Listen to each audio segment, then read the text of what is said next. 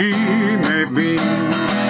She should dirt this whole wide world over, never find another man like me.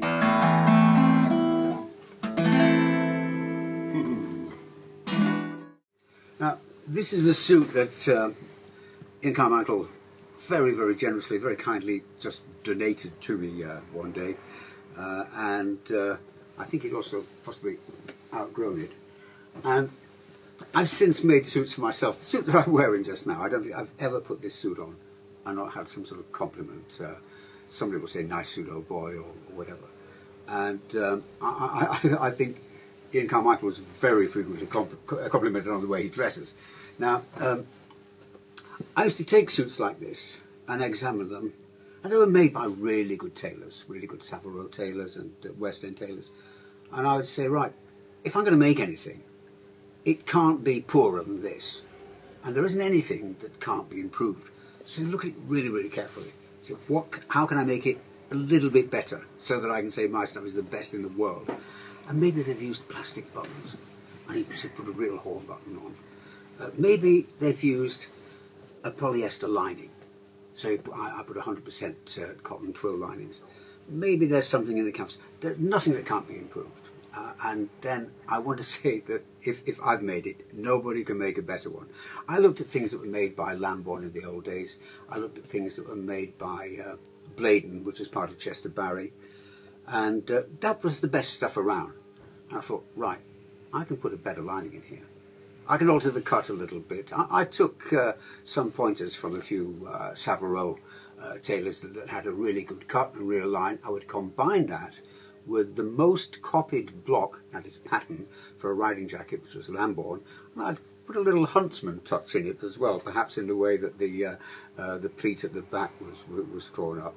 And I got very, very lucky. In the 1960s, when I left this company, W.W. Gibson, they had 4 floors, and Mr. Gibson's very old-fashioned man, he wouldn't have a sale. Anything that was unsold would be just put upstairs. And I used to go upstairs and look at all this 1920s stuff, and I bought everything off the top floor. I think for about £20 or something, which was quite a lot of money then. One of the things I bought was some alpaca lining. Now, alpaca lining at some point in the 1950s got really expensive. Maybe all the alpacas died or something, I don't know. I had this. Now, the first time I took this in to sell to somebody in Soho, he said, maybe I shouldn't tell you this, but what you've got here is actually quite valuable. I think I just sold some to him for 10 shillings a metre. He said, look, I've got friends in Savile Row that will buy this for a lot of money. And he introduced me to somebody in Savile Row. I went round to see them, and they said, oh yeah, we'll take the role. And I very, very cleverly said, no, sorry, this stuff is scarce. Everybody wants it. I've got a rule. I will only sell you 2 metres a week. So that means I was making regular deliveries to Savile Row and collecting money, way, way more than I'd paid for this stuff. And I was popular. I was really popular. They were very glad to see me. And so I met as young guys, guys like Norman Horsley, who later became head of Anderson and Shepherd. I knew guys at Huntsman and other, Leslie Roberts, and they were buying this alpaca lining from me, and it was so scarce. So that gave me access to the back rooms and I'd say, well, what's this? And there'd be some uncollected suit or whatever that was my size.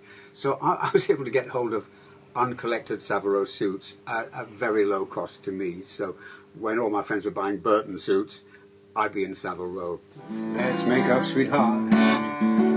We should never part. Don't let foolish pride keep you from our side. How can love like ours be ended?